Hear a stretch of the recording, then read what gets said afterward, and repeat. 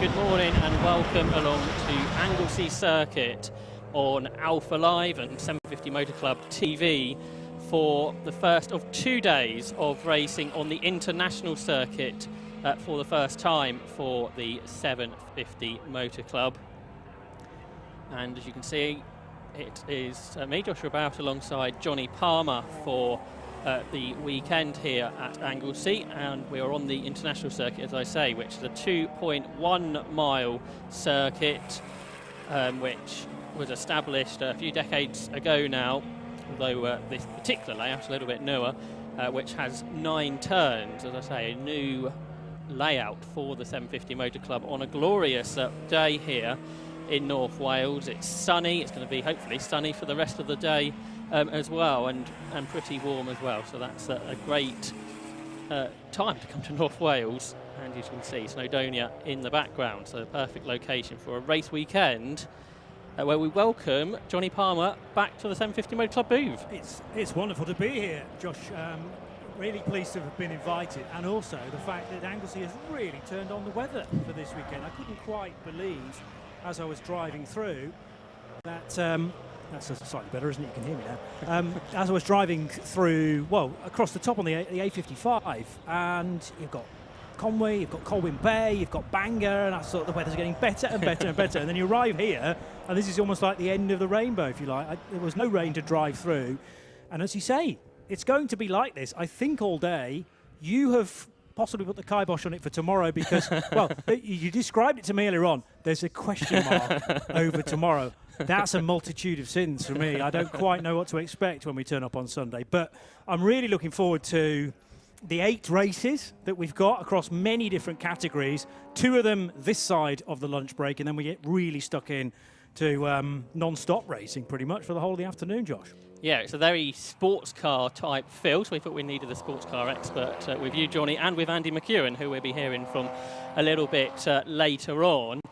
So this morning we will have races for the 750 Motor Club Bike Sports Championship, so for bike-engined sports cars, and for the Yokohama Mazda 7 Championship, so kit car style racing with the low cost with the Mazda MX-5 engine. So that's to come up prior to lunch here at Anglesey. And then this afternoon we will be joined by the Tigoa Road Sports Series, which is a 45-minute race for production sports and touring cars. We have the Mighty Minis Championship, so sort of our non-sports car series, and we'll be welcoming Craig Cook, Mighty Mini commentator, to the box for that one. Yokohama Low Cost Championship, so the traditional low cost championship with the Ford Crossflow engines. The 5-club racing Mazda MX-5 Cup for the Mazda MX-5 Mark I. We'll see the second race for the bike sports, and then a very large grid for the Calm All Porsche Trophy will end off today's action. They are the cars you can currently see on the circuit, and they are, as the championships or the series name suggests, all Porsches, and a great variety of Porsches. We've got front-engined and rear-engined cars on about a 30-car grid. Yeah, 30 cars in total, I think, currently on the circuit here. So a great programme, as you were saying, Johnny, in prospect. Yeah, I like the mixture of, obviously you've got that longer race for the Tikiwa Road Sports at 45 minutes. There's going to be a driver change in that as well, and obviously a mandatory pit stop in order to do that. So a little bit of strategy, which I'm a big fan of, as you may well know. But I also enjoy some proper sprint racing as well over 15 minutes, and we've got several of those too. I was trying to remember the last time I was here at Anglesey, and I think it was year before last when I was working with a guy called Paul O'Neill. Who's that? I don't know whether you know, but he's an absolute clown. So it's just nice to be working with somebody sensible for once.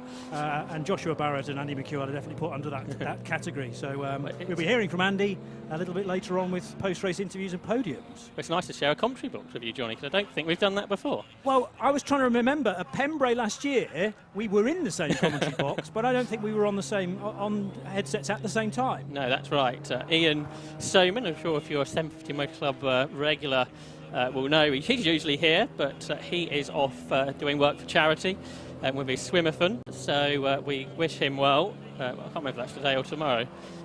Good question. Let's say it's today and possibly tomorrow as well. So that's who we were with, weren't we, at Pembrey? He threw at me on Twitter yesterday that actually, he could have been here and done his swimathon in the Irish Sea in the lunch break, and that sounded like a terrible idea. Although the water is very calm today, and someone, or many people, have chosen a boat trip for this afternoon, which seems like a very great idea, although you're going to miss all the racing out there. I wonder how far the P8 will actually stretch. Possibly not all the way out to there.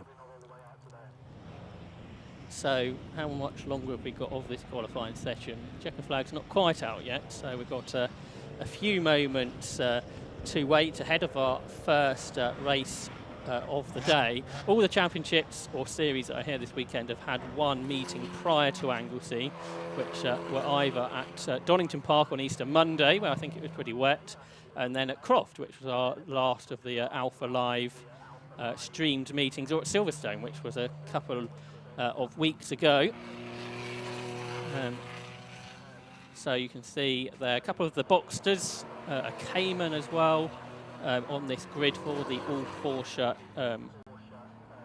series, which has got 3 races over the course of the weekend. They've got 2 sprint races, one this afternoon and one tomorrow morning, and then one longer race, which is 40 minutes towards the end of tomorrow's programme. Everything that is here today is here tomorrow, apart from bike sports and road sports, although some of the road sports competitors will be in the 2-hour Tagua Club Endurance Championship race right at the end of tomorrow's programme. Both of today and tomorrow is in full for all the races. As you can see, we're on the international circuit this weekend, Johnny, which I think is for the first time for the 750 Motor Club. So this part of the track we can see now is new for probably most of our competitors. So that's a first for the 750 Motor Club ever? I think, not unless someone can correct me. Well, we have people downstairs who might be more qualified to do that, but that's a surprise to me. I mean, I knew it was headline news that we were using the international circuit. There will be another visit to Anglesey later in the year when it's corkscrew time. Yeah. What do they call that short circuit? Good question. The shorter circuit. Coastal circuit, thank you. And yeah, it's interesting to actually speak to the drivers maybe at the end of the day who have experience of the coastal circuit as to which one they prefer, because you would think there is a chance to draft cars, particularly in saloons, down that Tom Price straight and into the hairpin, but there was suggestion from one or two earlier today that that's not always the case, and it's actually pretty easy to defend in there. But I think we've got a gaggle of cars. You can't necessarily defend from everybody all the time. Especially in low cost, that'll be, particularly with their slipstream effect. Speaking to some of the drivers this morning, they were saying the corner, which is normally the corkscrew, which is Siemens, is actually much more difficult on this layout because it's sort of off camber, and then you're coming much quicker into the final corner than you would be normally. So they were saying, perhaps because, again, they were new to the circuit yesterday, learning it, but they reckoned it was quite a difficult layout, which may have its advantages and disadvantages, I guess, over how the racing will go. You can see spectators up on the banks, and what a great view that is, Johnny, not just of the race circuit. You get the sea and the mountains in the background as well. Yeah, Snowdon is just out of frame, or is that the high peak just on the right? I mean, we've got a cracking view of it. If only I knew my Welsh mountains a little bit. I was only up it yesterday, so I should know it. Well, we went 3/4 of the way up on the train. We weren't feeling too fit. That's cheating. On the train? People were apparently this weekend there's the Snowdonia trail run, I think they call it. Right. Which is 100 kilometres running up and around the mountains. See, if Ian wasn't so passionate about swimming, he would have put his name down for that, I would have thought, today. Here we go. We're going to try and pick out Snowdon for you. It's less cloudy on top of the mountain than it was yesterday. The one on the right is slightly higher, so that's where my money is. But you should know it better, being actually atop it only 24 hours ago. Well, not quite that high. OK, 3/4 of the way up. Never let the truth get in the way of a good story, Josh. Come on. There's a Porsche that needs recovering, and that car actually has been parked there for a good while now, I noticed, and has been needing some help. So the longer that it's there, the less time they're going to have to fix it. Graham Hurd, I reckon, in his Boxster S. Come a long way to be here as well, all the way from Gravesend. Yeah, it's a bit of a trip, isn't it? For that to happen, yes. But hopefully there's whatever's wrong with the car can be fixed. I think Graham is new to the series, or new to me anyway. I wasn't at the first round, so he could have been there. But there's quite a lot of Porsche specialists here this weekend with so many entries and a lot of Boxster S's in particular. So hopefully whatever that problem with can be solved ahead of their race either this afternoon or if not perhaps for tomorrow, because they have 2 further races. Donington Park, they just had the 1 40-minute race, but this weekend 3 races, 2 sprint races. Some cars are shared, so I presume drivers will probably do a race each and then they share the car for the longer 40-minute race towards the end of tomorrow. That would certainly make sense, and a good chance therefore to get some experience on your own, and then the different dynamic completely of needing to hand the car over in a fit state to the second driver. Well, it helps when that happens anyway, doesn't it? That's what you would wish if you've drawn the short straw as being driver B, yes. There's a safety car / pace car on the track now, so are they awaiting a dummy grid? Yeah, we have a rolling start for our first race, which will be for the 750 Motor Club Bike Sports Championship. So once that box has been cleared, I suspect the bike sports will head out onto the circuit. So coming up just in a moment is the 3rd round of the 750 Motor Club Bike Sports Championship.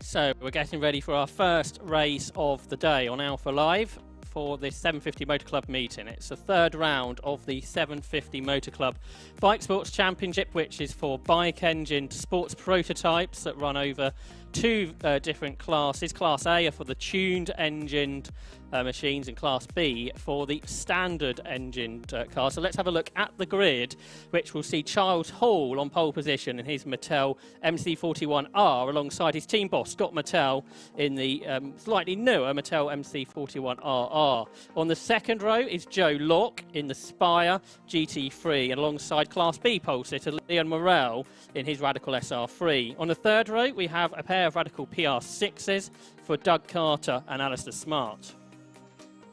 Row 3 is where we will find Philip Brown in his Radical SR3 alongside Ian Childs in his PR6. On the 5th row of the grid, Stephen Larkham in his PR6 alongside Stephen Bell's Radical SR3. And finally, at the back of the grid is Mark Boot in his Radical PR6. So we have 3 different chassis manufacturers here. As I say, the 2 Mattels on the front row of the grid, the sort of privately built cars from the Mattel family by Scott and his father Ian. And Scott Mattel is there alongside Charles Hall in the slightly older, smaller engined car. So the MC41R that will be on pole position is a 1 litre car, but that means it's a lighter machine compared to Scott Mattel's 1340cc Hayabusa engined car. And Scott Mattel and Charles Hall have also raced as co-drivers in the past in the Praga Cup, and this season racing in the Bike Sports Championship, which Charles Hall won back in 2020, and Scott Mattel was a class champion in 2019. So they've raced against each other in the past, they've raced together, but this weekend they are on the front row, and you can see they look pretty similar, but helpfully, Johnny, they're in different liveries. And if we're expecting them to get properly stuck into a battle out front, that's going to massively help us out to be able to pick them apart from a distance. Yeah, at Donington Park, I think the first race Charles Hall had a problem, so he wasn't able to start. And it was actually Hector Hurst who won that one. He was ex-FIA Formula 3 driver returning to racing at Donington. But the second race, which was in the dry, which I'm told was a very tight battle between Charles Hall and Scott Mattel. It was actually Charles who took the victory there, and in qualifying this morning they were separated by just 0.24 of a second. So that bodes well. Then on the second row of the grid we get the only Spire, which is driven by Joe Locke, who had been a regular in bike sports recently, finished 3rd in the 2019 championship. In this type of car that his team boss, Tim Gray, won the championship in. And then alongside is the first of the Radicals, which make up the rest of the grid. And Leon Morrell, another former champion, he's on pole in Class B. Leon Morrell was the champion in 2021 as the cars go off onto their green flag lap. He starts 4th, just a couple of seconds off pole in, as I say, the Class B car, but the first of the mass of Radicals. You've got PR6s, the slightly older car, the centre seat car, and the Radical SR3. So, as I say, pretty good variety, even if the grid isn't quite as large this weekend as it would tend to be. Nice tight times in qualifying between Joe Locke and Leon Morel, I notice. And actually, Doug Carter shouldn't be too far away when we get into the race either. They qualified as the first thing out this morning, bang on 9 o'clock, and had a 15-minute session. I'd imagine it wasn't as warm then as it is now, so again, tyre wear's not really an issue because it's only a 20-minute race, but you are going to have to manage things a little bit. And that's the purpose of this green flag lap as well, because they run on slicks, so they want to get the tyre temp up as high as possible. So there's Charles Hall, who returned to racing a few years ago with the 750 Motor Club. About a decade and a half ago, he raced in Indy Lights, in Formula Renault as well in the UK before that. Had a long spell off and then returned to racing with the 750 Motor Club, first in a kit car, but more recently in sports cars.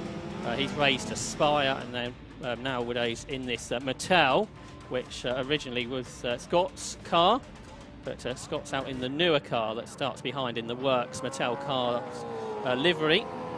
Here's car 5, Doug Carter, who's been racing with the 750 Motor Club in this Bike Sports Championship for a very long time now. And he's just ahead of Alistair Smart, who was the Class A champion from last season. So I suspect they'll also have a good battle as well. So as I say, it's a rolling start, so they'll be getting into 2x2 formation shortly. But at the moment, they're still weaving side to side to try and get heat into their slick racing tyres. They are the only category here. Yeah, I've paused to make sure they're the only category here this weekend on slick tyres. So probably a bit more important, therefore, to get those tyres up to temperature. They are on an open tyre formula still, so you can choose your brand of tyre. But it should be a competitive race between the top two at the very least. Then we'll watch out for the battles through the pack. So the red lights will be shortly going on ahead of this 2x2 rolling start. It's a 20-minute race in for round 3 of the 750 Motor Club Bike Sports Championship, which gets underway with Charles Hall slotting then into the lead ahead of Mattel. But it was side by side behind for third, and Leon Morel's gone round the outside of Joe Locke to grab third position as they go up towards the banking for the first time. Morel then in that standard engined car on this first lap, Johnny Palmer, pushing on and gaining a place. Nice little tussle in the lower order between a couple of the Radical PR6s. You can pick those out from the SR3s because the drivers sit right in the middle. And I was thinking from a visibility perspective, with a twisting, turning track, actually might be slightly better to be in a car where you have a good sight of inside lines, both left and right. Nose to tail then here between Morel and the chasing Joe Locke. And this is the one that stood out for me from qualifying. I mean, you're talking about half a tenth between them, and I think that could be a race-long scrap. But Charles Hall getting the business done into turn 1 on this first lap. So that battle for third continues, and going with them is Alistair Smart, who also got himself up a place at the start of the race ahead of Doug Carter. So Alistair Smart, the Class A champion from last year for those tuned engine machines, is there in 5th position ahead of Doug Carter, but their Smart locks up a touch into the hairpin there for the first time. And then they accelerate their way up towards the bus stops to complete the first lap. In qualifying, the pole position time was a 1:23 for Charles Hall, and Scott Mattel trying to go with him at this stage. Remember, Hall's in the slightly smaller engine car, but is lighter than Mattel's that is chasing after him. And then Leon Morel is there in 3rd place, about 3 seconds behind the top 2. But even that lap from the rolling start was a 1:25.6, so only a couple of seconds slower than the flying laps in qualifying. Now, Alistair Smart in 5th, in danger here of becoming a bit too detached from the fight in the BSB category. So that's the one led by Leon Morel, with Joe Locke tucked in behind in that Spire GT3. But the first of the Radical PR6s is drifting away a little bit. I mean, the PR6s will be racing one another, I suppose, as well. But it'd be nice to at least flirt with an overall podium. Alistair Smart just jumping through shot there into the right-hander at Rocket. But 3rd place, still in the hands of the primer grey and green Leon Morel, with Joe Locke for company. Leon Morel, a 40-year-old a carpet shop owner from Nottingham. He was the champion a couple of years ago. Formerly was a radio control car expert. So I'm sure you know somebody that might well know Leon, as they make their way down towards the hairpin. But yeah, he changed to car racing only a few seasons ago and immediately was on the pace, because you wouldn't think there is that much correlation from going from radio control machines to sort of full-size cars. But Leon's been really quick. He's there in third position. He's keeping the what should be a more powerful car of Joe Lock behind. Through turn one goes these top two cars. These cars that have so much downforce, Johnny, so quick through that first corner. All I'll say about RC cars is look at Lewis Hamilton. You've seen those clips from Blue Peter, haven't you? He was a whiz at about probably 6-7 years old, and hand-eye coordination certainly will play its part. But Scott Mittell turning the wick up a little bit, 0.73 of a second adrift of Charles Hall. So that gap came down at the end of lap 2. Gap's obviously growing to the next duo, because Leon Morel and Joe Lock were not in the same league when it came to qualifying. And Leon Morel, his priority is to try and win Class B. And he should be capable of doing that. The problem is Joe Lock's a massive distraction here, and he will be driving in his mirrors this early on in the race, Josh. The other problem for Leon Morel is there's only, I think, 3 entries in Class B this weekend, which means maximum points are not for offer within Class B, and the overall champion can come from either class. And currently he's equal on points with Scott Mittell, who, even though he may finish second here to Charles Hall, they'll probably be scoring more points, I think, for having a larger entry. So that's another thing to factor, obviously very early in the championship here, only for the 3rd round of the season. But when you're looking to perhaps win every race within your class to win the overall championship, you need sort of that larger entry to so you can score the points. And Charles Hall's now into the 23, so 1 minute 23.96. And there's Scott Mittell, I think, taking a slightly wider line there into the banked corner, the second turn of the lap, and then up towards Church Corner, which I'd imagine in these cars are probably flat out with all the aero pushing the cars down, and then this larger gap that's heading back to Leon Morel. It looks like Johnny is pulling clear now of Joe Lock in 3rd. Yeah, he's gapped him, I think is the opportune phrase. The other thing I noticed was Scott Mittell with that wider line into the hairpin at the banking, just started to scrape the front splitter a little bit, and there's a bit too much suspension travel for my liking. It's not a clean and fluid run into the second corner of the banking, and it's important to obviously get a good exit there, because that will determine your speed through the fast right-hander at Church and then up the hill into the braking area for the sequence of corners at Rocket, which is where number 86 has just reached. That's Stephen Bell, running 9th overall in the SR3 RSX, and he has behind him Stephen Larkham in the red and white number 93. That's a PR6, so you can get a feel for the driving position of these two radicals, but not really separated by much lap speed, it appears, 5 minutes into the race. Yes, Stephen Larkham, who we're looking at there, has come over from Northern Ireland for this weekend. He's only in his 2nd season of racing, having raced in the Irish Road Sports Series in the past. This is a 2009 model of Radical PR6 with the 1340cc Hayabusa engine. From RLM Racing, a self-prepared car for Steve Larkham. There we see Alistair Smart, who's there in 5th position, the 56-year-old from Hampshire, who's been racing for 10 seasons now. Originally in kit car style cars, but more recently in this Radical PR6, and is ahead of Doug Carter, who seemingly has been racing in bike sports since pretty much the championship begun.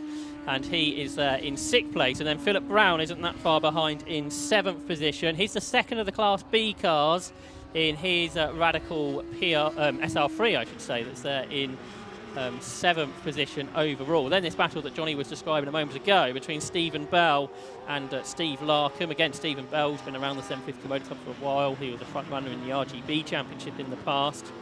Swapped to bike sports more recently, and he's in one of the Tim Gray Motorsport prepared machines, just ahead there of Stephen Larkham, the Northern Irishman.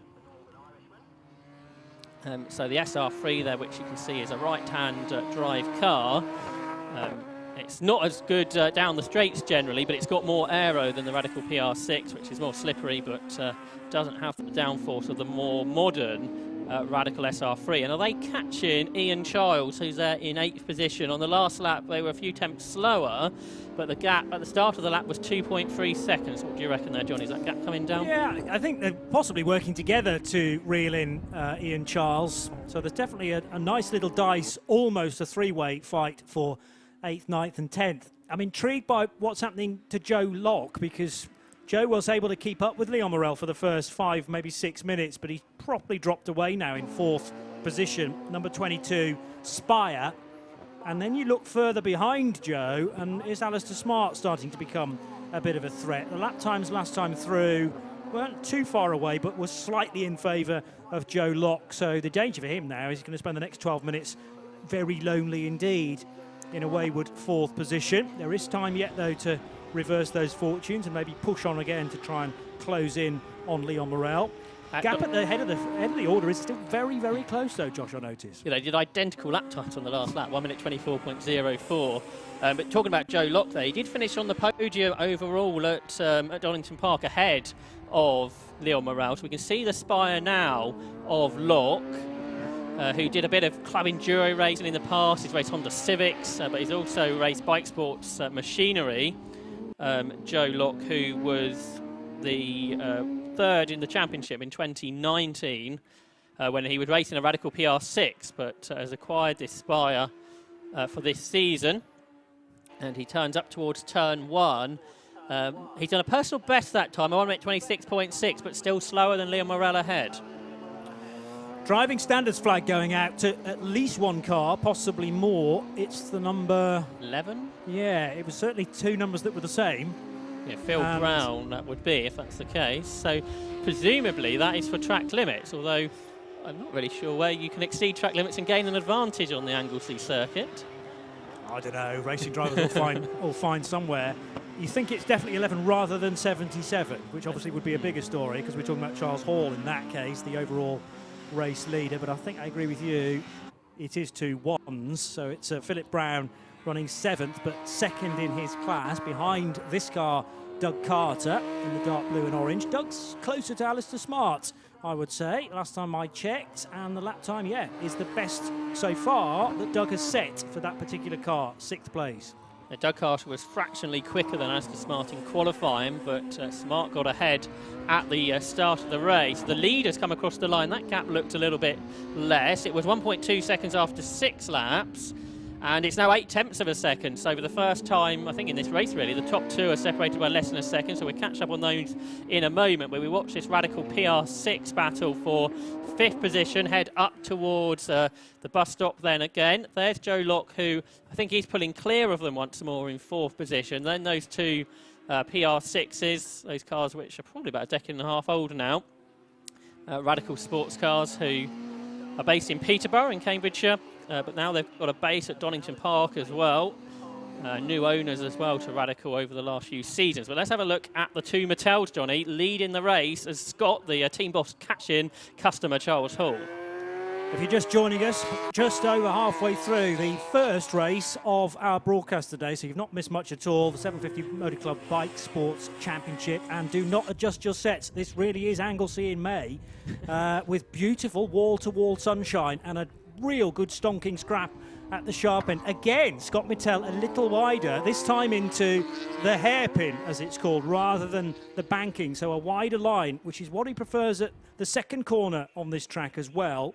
They're going to reach bus stop, the final corner on the international circuit, virtually together. I don't think that's 0.8 of a second anymore. And we'll get a clock on the exact gap in just a tick. It's probably half a second as they work their way onto lap number 8. It's 0.6, so marginally above that. Again, bumping from the front splitter of Scott Mittell's car. And he just drifted the back end out a little bit there as well. That will lose him time. Not a great start to this lap, lap 9, for the second place man, Scott Mittell. Yeah, well, I wonder if that's where the car's a little bit heavier because it's got a bigger engine. And then up the hill here, Scott Mittell perhaps can just reel in a little bit with, as I say, that slightly bigger, higher booster engine compared to the 1 litre superbike engine that's in Charles Hall's car that leads the way. Scott Mittell sliding the newer machine around. The car ahead of him, Charles Hall's car, is the car that Scott Mattel was a class champion in back in 2019 when there was a class for the smaller engine cars. Nowadays, those cars are included within Class A, but there are, so I guess it's a type of balance of performance, the different weights that the cars have to have for the different engine sizes. But yeah, they do take very different lines. And perhaps that's because they are those slightly different cars, different characteristics, Johnny, where perhaps they just need to be driven slightly different. Well, what it does for Scott is it straightens up the exit of Hairpin onto the straight with no name that runs parallel with Tom Price Straight. In some weekends is actually an additional start-finish straight, but we're using the standard one for both days this weekend.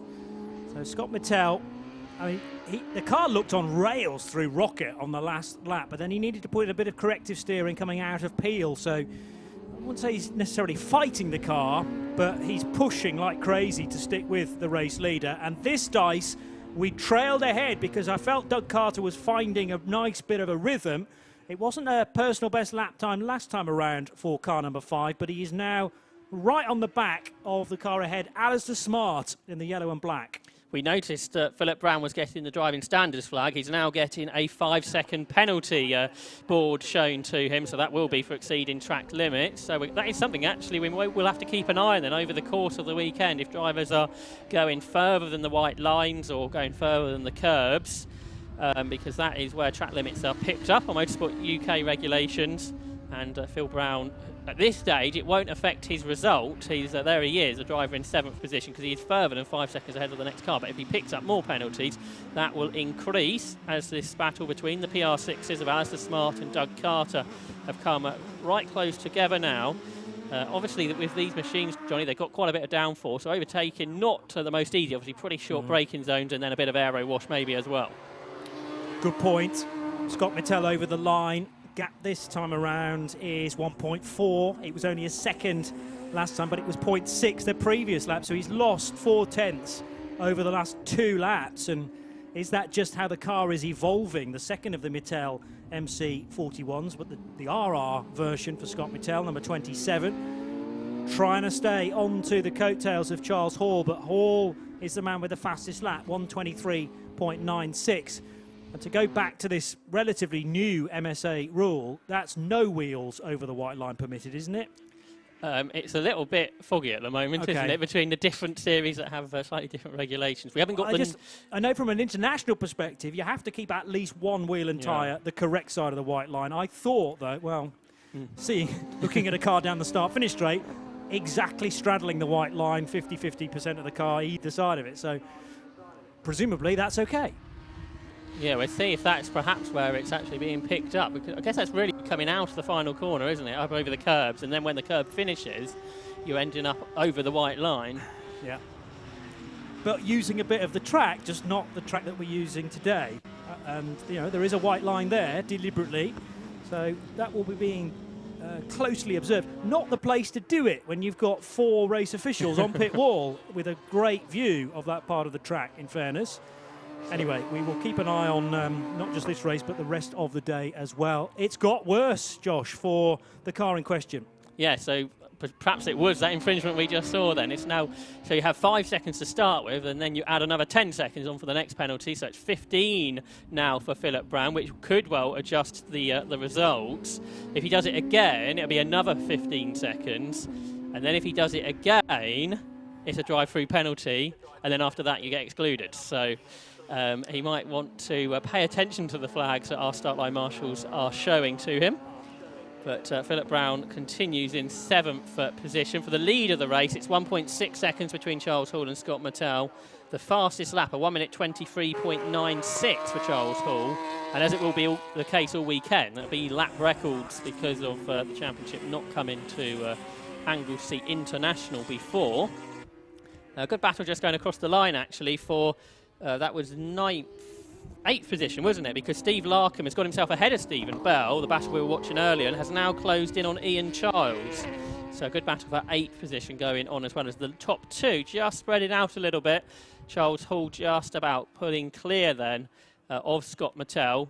The 2 drivers have got very different backgrounds, really, because Charles Hall, who, as I said, raced in single-seaters as high as Indy Lights in the States about 15 years ago, then had some time off before returning, where Scott Mattel was a maths school teacher, won the low-cost championship, and then he and his father Ian thought, let's try and start designing cars, and that's what they've done over the last few years, and they've obviously designed some very quick machinery as well.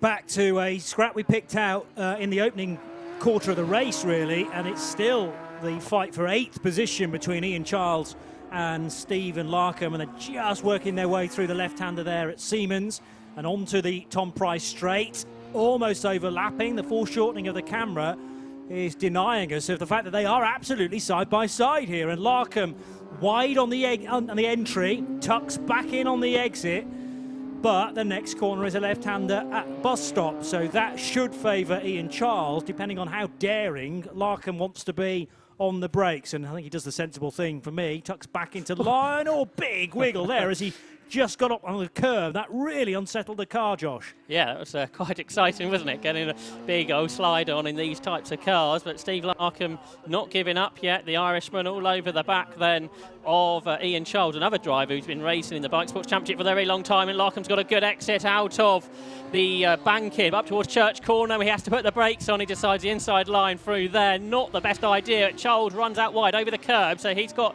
not so much momentum as they head uphill towards Rocket. But I don't think, because of having to put the brakes on into that corner for Steve Larkham, he's not quite able to make that move work with just over a minute on the clock. The lead has crossed the line, though, with a minute and about 45 to go. So 2 laps to go for the leaders, which actually might be about 2.5 laps to go for this battle. Now, as you know, I'm not a racing driver, but that, for me, was a better chance than Stephen Larkham thought, I think. If he'd been a bit more bold and charged his way up the inside of Church Corner, he might have been able to pick off that place. Just catching sight of maybe a half spin on that run through School and on towards Rocket. Side by side again, though, with only 50 seconds to go. Will the outside-inside trick work again for Stephen Larkham, Josh? Well, again, he's on that outside line. We saw him get a big slide a moment ago as he came out of bus stop, but this time around the outside he brakes late, and I think that is going to be enough then for what is now 8th position to go the way of Stephen Larkham, and he goes up across the line then with a couple of laps to go, and he is 10 seconds behind Philip Brown. So that battle is actually going to be for 7th position, not unless Brown pulls out another 5 seconds in the final 2 laps. Yep. Also, very good dice into Rocket, which I'd spotted down effectively the back straight, but it's very curvy for a back straight. And that is Alistair Smart, massively in defensive mode here to Doug Carter, who's been charging all race long. Only 5 seconds left on the clock. And where are the race leader? Well, Charles Hall has gone through, and Scott Mattel I don't think his car is all that well. That was a very slow lap. You said you thought you saw a half spin a moment ago, so whether that was Scott or whether it was. I didn't see it, but thankfully we've got another pair of eyes in the booth here. And yeah, Scott Mattel had the moment in second place. The checkered flag was being unfurled there, and I was about to say leaders, but we only had one leader because Charles Hall had gone across the line, as you said, but we are still racing. Yeah, Mattel is slowing, so I don't think perhaps that spin was caused by a car issue as well. So whether Scott Mattel can get the car home, remember he is the equal championship leader with Leon Morel, and it looks like Leon may well pass him before the end of the race. Although not for a points difference because they're in different classes, but obviously if Scott Mattel can't get the car home, he will lose points, and this was a problem for Charles Hall at Donington Park as well, where he wasn't able to start one of the races. So these more highly tuned cars within Class A can be temperamental at times. So what had been a close battle for the lead, on paper, the result is going to show a very, very large gap for Charles Hall, who turns into the final corner now, and he will be our first race winner at Anglesey on this 750 Motor Club weekend. He wins the 3rd round of the Bike Sports Championship by a very long way. But who's going to finish second? Well, Johnny Scott Mattel is kind of back up to speed with Leon Morel behind him. Yeah, into the hairpin, so a couple of corners to go and flinging it around the outside. Leon Morel, he doesn't need to be that daring because the car he's just overtaken is virtually stopped. So Leon Morel into second position. Again, Scott Mattel having to try and do some sort of restart, reset, just to get the car home and on the overall podium. And Leon Morel, I bet, cannot believe his luck. Over the line he goes into second place. This result is going to be so misrepresentative of the race we've actually seen. That's why it's important to witness the race for real. Can Doug Carter make a change of result with 1 corner to go? And he's close, isn't he, as he has been for the last couple of laps. Joe Locker's come through in 4th position. So for Scott Mattel, he hasn't actually lost any points in the championship because he's still 2nd in class as well. But for this battle, it is Alistair Smart who fends off Doug Carter. Now for 7th position, Phil Brown, who's only 8 seconds now ahead of Stephen Larkham. So he's not going to finish there in 7th position, even though he comes across the line now on the road. That position for 8th. On the road, but what will be for 7th in the results. That will go the way of Stephen Larkham ahead of Ian Childs. And now Stephen Bell, was he a lap down? Because he has not. Oh, here he comes now. So he could have had a chance to take 2nd place in class away from Philip Brown, but this very slow last lap means that's not going to be the case. And he goes across the line now. We lost Mark Boots somewhere through the course of that race, about halfway through. So there's a couple of drivers and teams and cars that are going to have to be refettled ahead of this afternoon's race. The bike sport's the only category that races on just today's programme. But Leon Morel there, a class winner in 2nd overall. He left big black marks on the road, didn't he, when he got sideways out of the hairpin.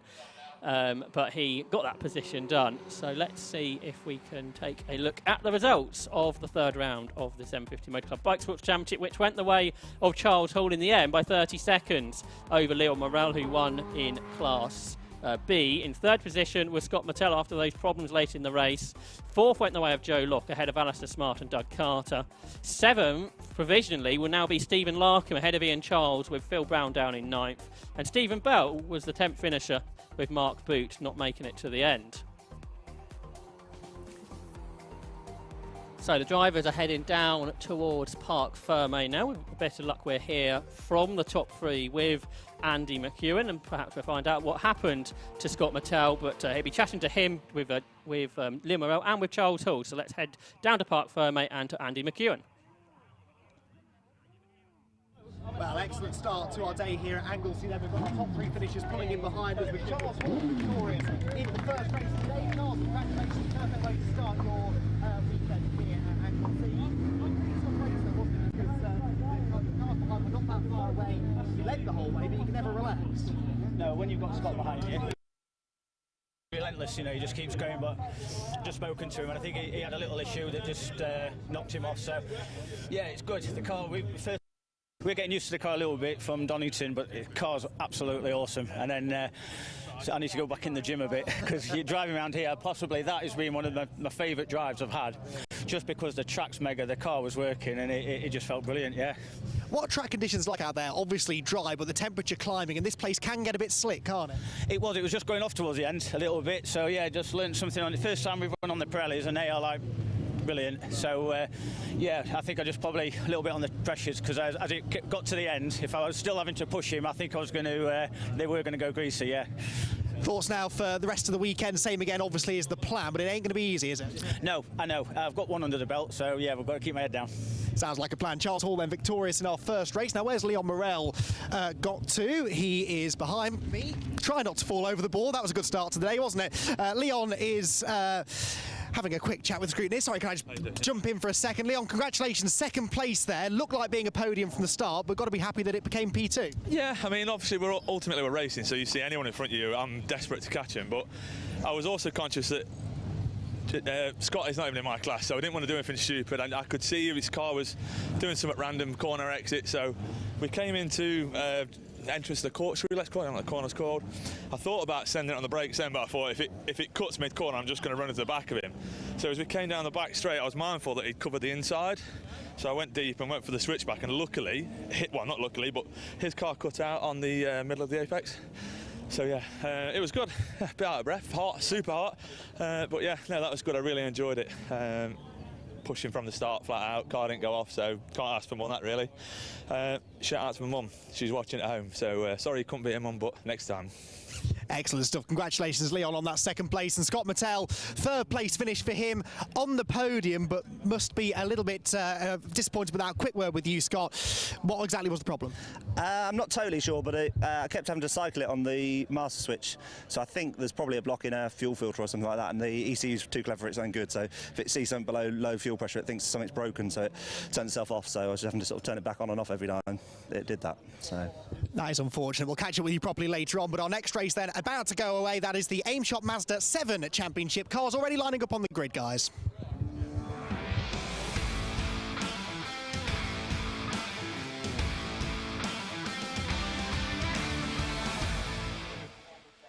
And the countdown has already begun for the Aim Shop. .com Mazda 7 Championship. The 32nd board about to be shown with Martin West and Daniel Sibbons on the front row of the grid. David Mason and Jonathan Lisseter, the three-time winner from Croft, on row 2. Ben Powney and Lucas Batt on row 3. And alone on row 4 is David Bowen. So we seem to be missing Simon Court. And completing the top 10 is Martin Shelton and Daniel Court. The red lights are on and go out. And it's a good start from the poleman Martin West. A dreadful start from Daniel Sibbons alongside. And a very good start from Jonathan Lisseter, the championship leader, who won all the races at Croft, which was a triple header. He is there in second position, and now challenging for the lead as he looks up the inside of Martin West, but he can't quite get through. West, the former low-cost champion, then leads the way with Lisseter there in second place as they head out of the banking and up towards Church Corner for the first time. And these low-cost chassis cars, which will give off a big tow now. We will see if Martin West can hang on as they get to the top of the hill into the left-hander at Rocket. A big moment there for the third-place car of David Mason as he got a little bit too close to the back of Lisseter, who's gone down the inside of Martin West, so it's side-by-side for the leader. Lock up for Lisseter, and both the leaders are going to go off the circuit here, so David Mason will come alongside. On the grass on the inside is West. To the outside now comes a slow start in Daniel Sibbons, but it is Lisseter who got through into the lead there, Johnny, but it was quite aggressive there. Yeah, well, sometimes you've just got to force the issue a little bit with cars left, right and centre, and also if you strike right at the start and then can start to build a gap. It's only a 15-minute race, remember, so it is about trying to come up with a pre-race strategy and try and stamp that out as quickly as possible. So Lisseter leading the way for the first time down towards the hairpin, but in typical Mazda 7 fashion. Tyres still coming up to temperature, quite evidently, because you hit the middle pedal and there was a big lock-up from at least 2 of them. Yeah, David Mason, who's got himself into second position there, almost running to the back of Lisseter. So the big loser there at that moment up at the top of the hill was the pole position man, Martin West, who has dropped to third position, but he's got a good run as they come out of the final corner. West was on pole this morning by nearly 8 tenths of a second in only his second meeting in the championship. Former low-cost champion Martin West has upgraded his car to these Mazda MX-5 engine and running gear that these cars have, and he goes up the inside and gets second position away from David Mason, and he knows he needs to get through because the trip three-time race winner from Croft, John Lisseter, starting to pull clear then on this second lap of the race, but now into second has come Martin West. Can he hang on though by the time they get up to the top of the hill, because we know, Johnny, these cars give off a big tow. Yeah, they're not particularly slippery through the air, and therefore if you can get underneath the car in front, then that really does increase your top speed. David Mason trying to do that, but so is the guy over his right shoulder, who is Daniel Sibbons, and if Sibbons can stay there, which he can't, that's where the cars ran off the road on the opening lap. Sibbons might have been able to stab down the inside at Rocket and then secure the move through the next right-hander at Peel, but he's going to have to wait at least one more lap in order to do that. Lisseter's not quite making the break that I had expected. We're going to head now down the hill, which is an awkward approach to Siemens, the left-hander. Lisseter just about finding the apex. Also a nice dice further back from this leading quartet for fifth position. David Bowen, Lucas Batt and Ben Powney all hard at it. Yeah, David Bowen doing a really good job. He's pretty new to racing. I think he started here a year ago pretty much at Anglesey. A big slide there for David Mason, who's in third position up over the curbs out of the hairpin. But the lead of the race, Martin West, to the outside of John Lisseter, who defends as they come into the final corner here at the bus stop, and West is hanging on round the outside, sideways out over the curbs, but the inside line still had for Lisseter. Surely West can't go all the way around the outside at turn 1, can he, Johnny? He can. He's just gone out of view, annoyingly, but there he is again, and yes, keeping it just about on track inside the white line. Now needs to find the apex at the banking to make sure that Lisseter can't reverse the favour. And now Lisseter, if anybody's on the back foot, because David Mason got a cracking exit out of the banking and into Church Corner. So Lisseter to Mason is nothing at all. And Sibbons really needed to be part of this as well, because there must be about 10 car lengths now between the top 3 and that fourth place car. They're all trying to occupy the left-hand part of the circuit up towards the braking area for Rocket. Yeah, Martin West knows what happened on the first lap and he doesn't want that to happen again, so he managed to hold off Liciter after that good move he did at the start of the lap, round the outside of turn 1. You don't see that particularly often, but Liciter managed it. And here comes now David Mason with a big bold move up the inside into Peel as he takes second position away then from Liciter, who was the champion a couple of seasons ago. In Mazda 7s, no, last season, 2022, when Liciter won the championship. And he's not running the number 1 this year, that's what confused me. But it's his traditional car number. This race not going so well. He won all the races at Croft. He didn't qualify particularly well, down in 4th place. Had that great first lap, but now he's starting to drop back. And there's that battle for 5th place that Johnny mentioned a moment ago, where it looks like Lucas Batter's got himself up into 5th position. So that's a really good effort there from Lucas, who his best result at Croft was a 7th position, but he's running up there in 5th now, ahead of Ben Powney, who's won a lot of these races in the past and does a lot of the promotion for the championship. And now Ben Powney is alongside Lucas Batt, heading up towards the left-hander at turn 1. Both these cars, out of a lot of them in the field actually, are run by Team Sellers Racing, and Ben Powney has got himself up into 5th. Yeah, so Powney in the kind of copper-coloured car with the black underfloor, the orange roll cage, in fact 2 cars with an orange roll cage, which is awkward for car ID, but Lucas Batt with the brighter of the roll cages has now dropped back to 6th position and behind Powney. Car 37 and 66 almost as one. They've got David Bowen for company as well. I noticed Martin Shelton is getting larger in their mirrors, so not too far away from another 4-car Mazda 7 freight train to enjoy for 5th place. And Ben Powney is actually trying to check out as quickly as he can. As he goes into Rocket, frustratingly for him, you can see the other 4-car assembly, if you like, coming out of Rocket as he's going into it, and he would much prefer to be right with Daniel Sibbons, who's currently in 4th place. You don't get a lot of time to play with, though, in these races. The first lap or so, maybe lap and a half, is untangling one another from your starting grid, and then it starts to establish a bit of a rhythm. But Martin West at the moment has enough of a buffer. David Mason, having worked his way into 2nd place, trying to close in. And they make their way then towards the end of lap 4 of this race. I thought Martin West ran a little bit wide there at the hairpin, so we'll see when they come back into view, and he locks up into the bus stop, which doesn't seem to have held him back too much. And David Mason there in 2nd position, and for David Mason, his best result at Croft was a 5th, so he'll be really pleased to be running there in 2nd position. Will Mason, then Liciter is there in 3rd place, but we've just seen, I think, a new fastest lap for the leader, Martin West, a 1 minute 42.32 as he pulls clear. Battles behind. There's David Bowen, who I said was going well. We didn't see him within the top 10 at Croft, but he's up there in 7th position, ahead of Martin Shelton, who did finish actually on the podium in the 3rd of the races in Yorkshire. So there, that battle goes through Church Corner for 7th position. David Bowen ahead, the business owner from Kent, so another driver who's had a long way to go, and another former radio control champion moving into car racing recently. But Martin Shelton goes up the inside. He brakes late. Does he get the car turned in enough though, Johnny? Yeah, just about. The good news for him is the next corner is the long right-hander at Rocket, but he's run a touch wide, and that is going to allow Bowen back up the inside on the short run between Rocket and Peel. Good drive through the 2nd portion of Rocket. Almost, well, they were side by side again coming out of Peel, but it was front wheels level with Bowen's rears, and that's not quite enough for Martin Shelton. I was mightily impressed with the car style of Martin Shelton, though. Coming out of turn 1 at the start of this lap, he was properly with the tail fully out and over the curbs. And Shelton's got a quick car beneath him. He's going to try and move again at the inside of the hairpin, and will be able to pick Bowen off for the 2nd time on the same lap. Can he stay there this time? We shall see. The cars this year are on different tyres, which perhaps don't give as much grip as the machines last year. And the cars have got a little bit more power. And I think this is really what's developing the cars into sliding around. And the drivers at Croft, at the very least, were very much enjoying that. It's certainly entertaining to watch, Johnny, isn't it? Side-by-side, sideways racing. Jonathan Liciter having a bit of a nibble again on the tail of David Mason.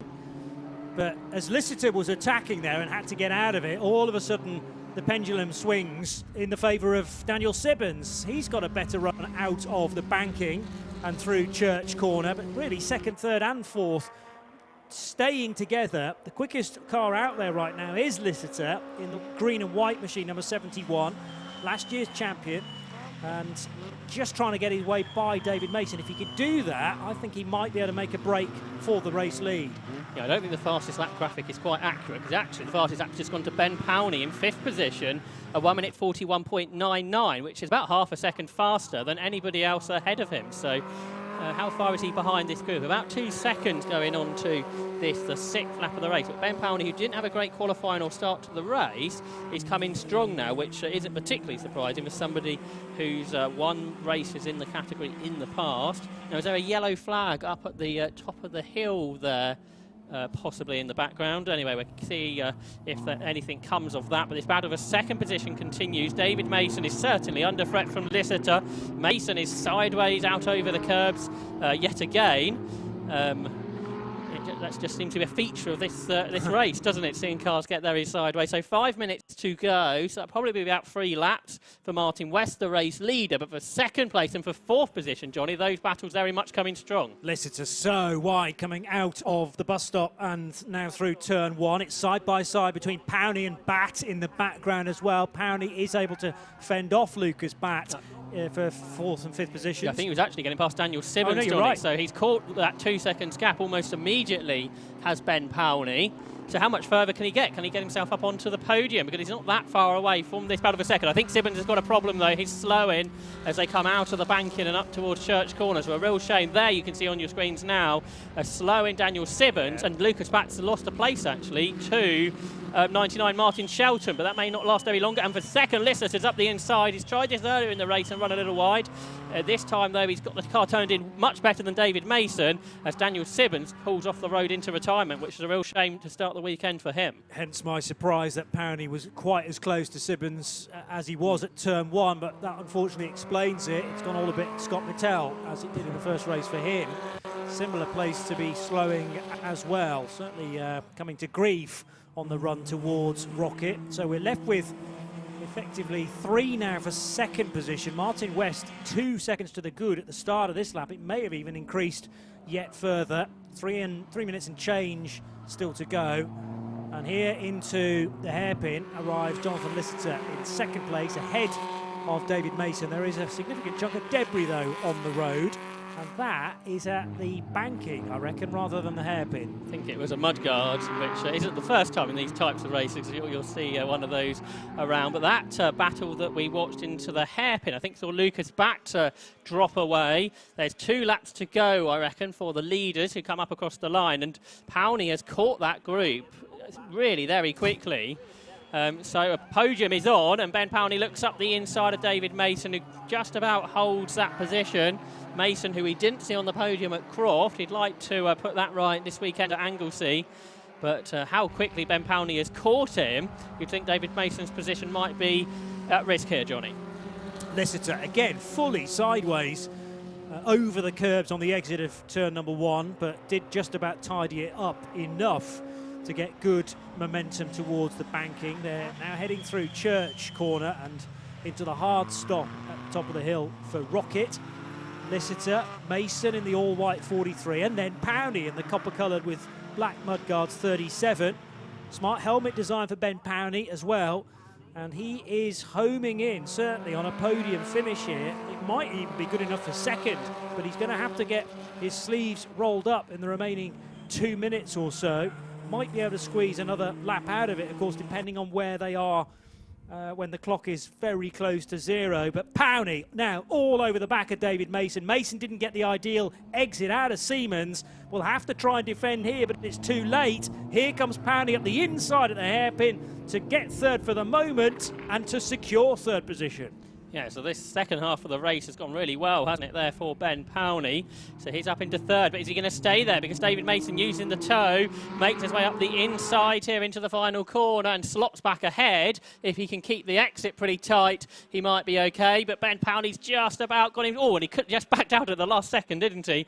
Not to run into the back of David Mason, who defended towards the inside of the corner. But it's not over yet as we go on to the final lap of the race. So Mason's missing one mudguard, front right, I reckon. Lister's just come across the line missing his front left. That went for a Burton last time down the straight between Hairpin and Bus Stop, and actually nearly flew in the direction of the third, fourth place cars. How much corrective steering was Jonathan Lister putting in there through Church Corner? These tyres are very durable, but it's a warm day out there, and it's almost as if the tyres are just right on the top of the track surface with very little grip on offer through the fast right-hander at Church. They're heading now into the slow left-hander, the first portion of Rocket, and this is the place that is most likely to change for me in the dying stages of the first Yokohama, the first aimshot.com Master 7 Championship, I should say. And these cars then running still in third and fourth places, but Powney looking the quicker. Is he running short of opportunities? Because this is the last lap now, Josh. Yeah, just 2 corners to go. There you can see Martin West on his way to winning for the first time in the Aim Shop Mazda 7 Championship. After winning the low-cost championship in the past. Second looks to be going the way of championship leader Jonathan Lister. The third position, though, Ben Powney gets a very good exit out of the hairpin. He draws up to the right-hand side of the circuit. We've seen Mason run wide here, but he's on the inside this time into the bus stop. But for the fourth round of the championship, the victory goes away of Martin West, who's very pleased with that. Second is Jonathan Lister, and David Mason, I think, is the most pleased of all, as he punches the air. He's on the podium, and he holds off Ben Powney after a great battle towards the end. What's happened behind? Well, for fifth position, it's just as close for Martin Shelton, who narrowly beats Lucas Batt. And then in seventh position was David Bowen, who's had a really good run. In eighth position will go the way of Daniel Court. And then for ninth position, almost side by side across the line here as well, Imran Khan in his first race in this car finishes ninth, just ahead of Ayrton Rogers, who has had a much better time here as well than at Croft last month. In 11th position across the line went Matt Groh, a gap to Peter Wood, who was involved in a battle with Ian Deeves, who I think is another driver having his debut in the championship today.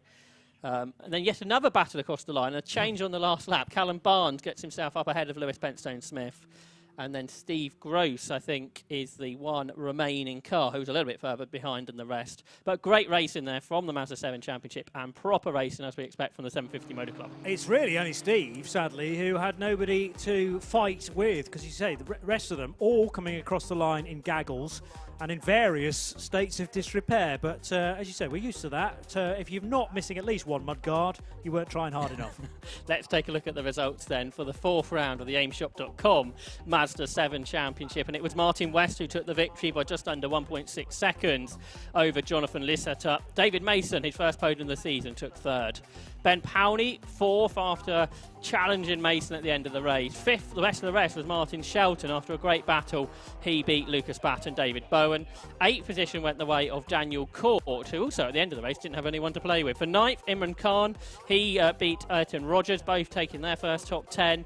Matt Groh was just outside in 11th. Peter Wood, Ian Deeves and Callum Barnes completed the top 14. With Lewis Pentstone-Smith and Steve Groves, the two remaining finishers, with Daniel Sibbons with a problem retiring towards the end. But we get to enjoy the aimshop.com Mazda 7 Championship again tomorrow, so that's something very much to look forward to. And then sort of the sister series, the low-cost championship, we'll be seeing later on for the original Ford Crossflow cars. They have 3 races over the weekend, so slipstreaming action very much to be enjoyed around this layout. So in a moment, the top 3 will head down into Parc Ferme, and this time Andy McEwen will have a few more moments to be able to chat to our top 3, because we'll be going into a lunch break next, and then the racing this afternoon beginning about 1:30, and we have 6 races to look forward to then. But for Martin West, it was his first victory in the Mazda 7 Championship at Croft. He had a second and a third and a retirement with a problem. Obviously, those problems very much been sorted for this weekend. And coming out on top by a decent margin in racing like this, 1.6 seconds. And down with him in Parc Ferme is Andy McEwen. Well, fantastic race as ever from the Mazda 7 Championship. Top 3 drivers behind me. Let's see if we can grab a word with our race winner, Martin West there. Martin, congratulations.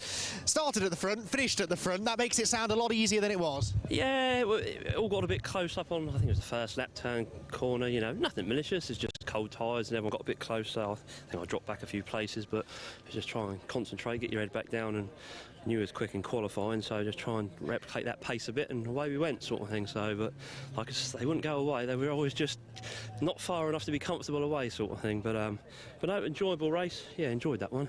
Just a bit warm. Yeah, everyone's saying that today. It's a bit toasty down here at the moment, isn't it?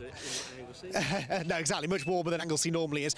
Difficult to lead in a race like this, isn't it? Because you know that slipstream's quite strong. If you make a small mistake, then they're going to pounce. Yeah, these are new tyres for this year, and we're all still playing to get them optimum. But after about 6-7 laps, they start going like jelly babies on the back, and I'm struggling, but luckily, obviously, they're struggling as well. So you're just trying to hope, manage it, just don't make a silly mistake. And that's just what it was today.